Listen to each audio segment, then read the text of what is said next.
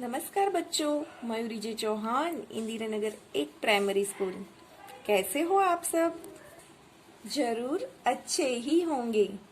आज हम कक्षा 8 में हिंदी विषय में इकाई 5 सवाल बाल मन के जवाब डॉक्टर कलाम के इस इकाई की समझ पाएंगे। प्रश्नोत्तर शैली में प्रस्तुत यह साक्षात्कार डॉक्टर अबुल पाकीर जैनुलाब्दीन अब्दुल कलाम से बच्चों की बातचीत पर आधारित है। यह बातचीत तब संपन्न हुई थी जब डॉक्टर कलाम राष्ट्रपति पद पर आसीन होते हुए भी बच्चों की जिज्ञासाओं का तुरंत उत्तर देने के लिए तत्पर रहते थे। डॉक्टर कलाम बहुत ही सरल स्वभाव के थे। बच्चों से उन्हें बड़ा ही लगाव था। वह भारत के वैज्ञानिक थे। भारत के आधुनिक निर्माण तथा प्रक्षेपण में उनका बड़ा योगदान रहा है। इस पाठ में बच्चों ने उनसे विविध विषयों पर प्रश्न पूछे हैं और डॉक्टर कलाम ने उनके उत्तर दिए हैं। अब आप सबको इस पाठ में ध्यान देना है। तो चलिए बच्चों, अब हम इस इकाई की विस्तृत समझ पाते हैं।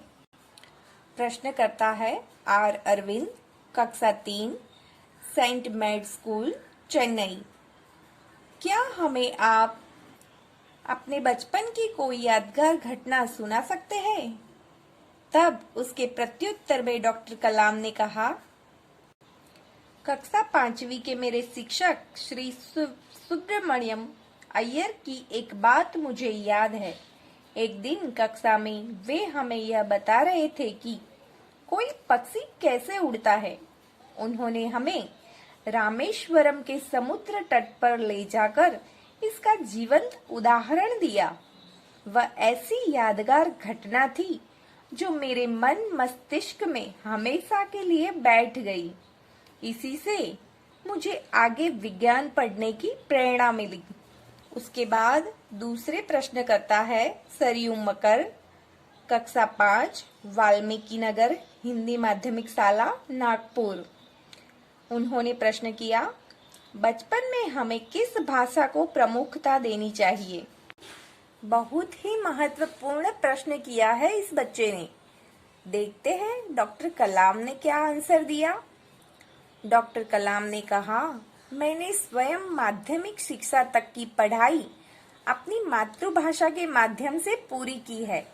कॉलेज और उससे आगे की शिक्षा अंग्रेजी माध्यम की संस्थाओं में हुई। मेरा मानना है कि हम कॉलेज में भी माध्यम के रूप में मातृभाषा का चुनाव कर सकते हैं, क्योंकि युवा अपनी मातृभाषा में ही सोचता है, उसी में अपनी बात सहजता से कहने में सक्षम होता है। पर इसमें कोई भी दो राय नहीं है कि वैश्विक स्तर पर संपर्क के लिए हमें अंग्रेजी जैसी एक संपर्क भाषा की नितांत आवश्यकता है। उसके बाद के प्रश्न करता है अंश पटेल, कक्षा 5, चंदूलाल विद्या मंदिर, मुंबई। यदि हम आपकी तरह बनना चाहे तो हमें क्या करना चाहिए? यह प्रश्न भी बहुत ही महत्वपूर्ण है। देखते हैं इसका प्रत्युत्तर। डॉक्टर कलाम ने प्रत्युत्तर दिया, जब आप युवा अवस्था में कदम रखें तभी आपको जीवन में लक्ष्य निर्धारित कर लेना होगा। हमेशा कुछ बड़ा सोचो। जैसे ही यह अनुभूति हो कि आप आखिर बनना क्या चाहते हैं, तभी उस दिशा में प्रयास और श्रम प्रारंभ कर दो। कहने का अर्थ है कि जी तोड़ मेहनत करो। ज्यों-ज्यों आप आगे की ओर बढ़ोगे, आपका सामना बाधाओं तथा कठिनाइयों से होगा। आपको अपने अंदर दृढ़ साहस पैदा करना होगा। समस्याओं को पराजित करने में महारत हासिल करनी होगी, तभी जीवन में सफल हो पाओगे। पहले यह जरूरी है कि आप निरंतर ज्ञान अर्जित करो। उसके बाद के प्रश्नकर्ता चिराग जैन, कक्षा 7, बॉम्बे कैम्ब्रिज, अंधेरी पश्चिम, मुंबई। उन्होंने प्रश्न किया कि वह कौन सी बड़ी चुनौती है जिसका सामना हमें आज करना पड़ रहा है। डॉक्टर कलाम ने इसका उत्तर देते हुए कहा, भारत को सन 2020 तक एक विकसित राष्ट्र के रूप में परिवर्तित करना और देश के 1 अरब से अधिक नागरिकों के चेहरे पर मुस्कान देखना, यही राष्ट्र के समक्ष सबसे बड़ी चुनौती है। उसके बाद के प्रश्नकर्ता है हर्ष चांडक, कक्षा 7, डॉक्टर एस राधाकृष्णन विद्यालय, मलाड, मुंबई। उन्होंने प्रश्न किया, आपकी दृष्टि में साहस की परिभाषा क्या है? तब डॉक्टर कलाम ने प्रत्युत्तर दिया। उन्होंने कहा, अपनी जान की परवाह किए बिना दूसरों को संकट या आपदा से बचाना ही साहस है। उसके बाद के प्रश्नकर्ता है तरुण पटेल, कक्षा 8, स्वामीनारायण इंडिपेंडेंट स्कूल, लंदन। हम प्रवासी भारतीय मातृभूमि के प्रति गर्व की भावना कैसे विकसित करें?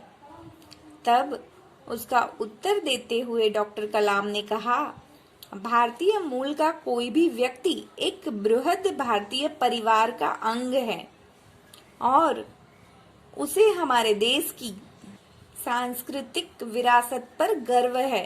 सौभाग्य से आप लोग ऐसी स्थिति में है कि अपनी मातृभूमि से अच्छी तरह से जुड़े हुए हैं और यही आपके लिए गौरव की बात है। उसके बाद के प्रश्नकर्ता है सत्यम, कक्षा 10, जिला स्कूल, मुंगेर। जो भी बच्चे आपसे मिलते हैं वह कहते हैं कि वे एक प्रसिद्ध वैज्ञानिक, इंजीनियर, डॉक्टर आदि बनना चाहते हैं, पर किसान, मजदूर और कलाकार भी किसी राष्ट्र के लिए उतने ही महत्वपूर्ण हैं। हम ऐसे ही परिवारों से आते हैं। हमारे लिए आपका क्या संदेश है? तब इसके प्रत्युत्तर में डॉक्टर कलाम ने कहा, किसान, मजदूर, कलाकार और दस्तकार ये सभी हमारे राष्ट्र के अभिन्न अंग हैं। राष्ट्र निर्माण में हमें उन सभी की सेवाओं की समान रूप से दरकार है। आप सभी को चाहिए कि अपने अपने क्षेत्रों में खूब उन्नति करें। देखते हैं बच्चों, कितनी सरलता से, सहज तरीके से डॉक्टर कलाम साहब प्रत्युत्तर देते हैं। आप इस पिक्चर को देख रहे हैं। इस फोटो में डॉक्टर कलाम साहब स्कूल के बच्चों के साथ खड़े हैं और उन बच्चों के अध्यापक और अध्यापिका भी नजर आ रहे हैं। अब पाठ में आगे प्रश्नकर्ता ने कहा, रोहित चतुर्वेदी, कक्षा 11, इस्लामिया इंटर कॉलेज, इटावा। आप कहते हैं कि भारत 2020 तक विकसित राष्ट्र बन जाएगा, पर निरंतर बढ़ती जनसंख्या और बेरोजगारी इसे संभव होने देगी? डॉक्टर कलाम ने कहा, विकास स्वयं जनसंख्या वृद्धि को रोकने की अचूक औषधि है। इसमें जनशिक्षा, विशेषकर स्त्री शिक्षा की बात भी सम्मिलित है। इससे छोटा परिवार, सुखी परिवार की मान्यता को बल मिलता है। भारत 2020 का मिशन यहाँ के युवाओं को रोजगार के पर्याप्त अवसर सुलभ कराएगा। ग्रामीण क्षेत्रों में बड़ी संख्या में उद्योग धंधे स्थापित किए जाएंगे, जिससे उन क्षेत्रों में रोजगार के प्रचुर अवसर पैदा होंगे। प्रश्नकर्ता ने कहा, अर्श मेहता, कक्षा 12वीं, तेजस हाई स्कूल, बड़ौदा। आपको ऐसा क्यों लगता है कि 2020 तक भारत विकसित राष्ट्र बन जाएगा? डॉक्टर कलाम ने इसके प्रत्युत्तर में कहा, भारत की जनसंख्या 1 अरब से अधिक है। इसमें 54 करोड़ लोग 25 वर्ष से कम आयु के हैं। ये हमारी राष्ट्रीय शक्ति है। भारत को 2020 तक विकसित राष्ट्र में परिवर्तित करने के लिए हमारे पास प्रचुर प्राकृतिक संसाधनों के साथ ही सुनियोजित खाका भी उपलब्ध है। 54 करोड़ युवाओं के विचारों की एकता निश्चय ही इसे विकसित राष्ट्र में परिवर्तित करने में सफल होगी। हम देख सकते हैं कि कलाम साहब के प्रत्येक उत्तर में दृढ़ विश्वास दिखाई देता है।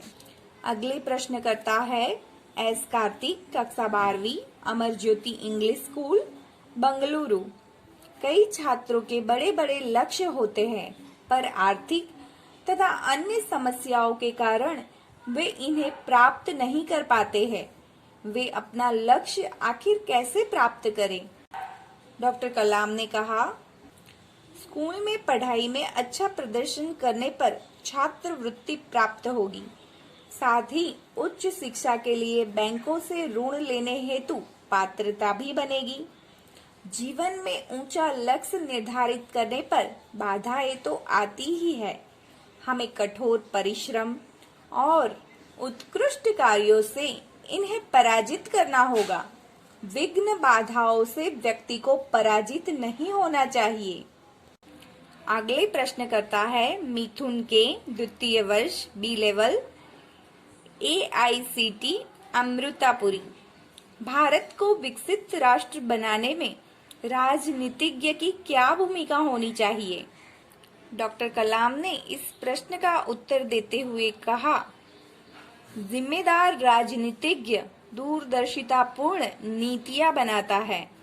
महात्मा गांधी ने निष्ठा के राजनीतिक सिद्धांत को सत्य, अहिंसा तथा निस्वार्थ भावना में ढालते हुए ब्रिटिश शासकों के विरुद्ध अपनी लड़ाई छेड़ी थी।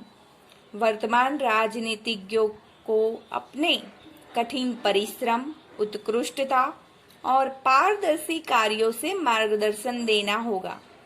साथ ही गरीबी रेखा से नीचे रहे लगभग 26 करोड़ भारतीयों के उत्थान के लिए भी कार्य करना होगा। बच्चों, हम देख सकते हैं कि उनके प्रत्येक उत्तर से हम सबको प्रेरणा मिलती है। प्रश्नकर्ता सी नंदिता सुबी, तृतीय वर्ष, MGR इंस्टीट्यूट, चेन्नई। रक्षा की दृष्टि से विजन 2020 का लक्ष्य पाने में महिलाओं की क्या भूमिका हो सकती है? डॉक्टर कलाम ने कहा, विजन 2020 में रक्षा अनुप्रयोग के क्षेत्र की महत्वपूर्ण प्रौद्योगिकियों के विकास पर विचार किया गया है। राष्ट्रीय सुरक्षा की बात भी विजन 2020 का एक अभिन्न अंग है। सशस्त्र सेनाओं में नियुक्ति के लिए पुरुष और महिला के आधार पर कोई भेदभाव नहीं किया जाता। तीनों सेनाओं में पर्याप्त महिला अधिकारी नियुक्त हैं। राष्ट्रीय रक्षा क्षमताओं में वृद्धि के लिए महिलाएं उच्च स्तरीय सामरिक सेना बहुगुणक उपकरणों पर कार्य करने भी अपना सहयोग दे सकती है। उसके बाद के प्रश्न करता है जोधपुर दौरे पर डॉक्टर कलाम से एक बच्चे द्वारा पूछा गया प्रश्न, क्या हम अति विशिष्ट व्यक्तियों के दौरे पर हो रहे अनावश्यक खर्चे कम नहीं कर सकते? तब उसके उत्तर में डॉक्टर कलाम ने कहा, तुमने इस मंच पर एक बड़ी सी कुर्सी देखी होगी। वह कुर्सी अब यहाँ पर नहीं है। ठीक ऐसे ही अनुत्पादक चीजों पर हो रहे अनावश्यक खर्च भविष्य में नहीं होंगे। बच्चों, हम देख सकते हैं कि इस इकाई द्वारा हमें कलाम साहब के द्वारा बहुत ही प्रेरणा और प्रोत्साहन प्राप्त हुआ है।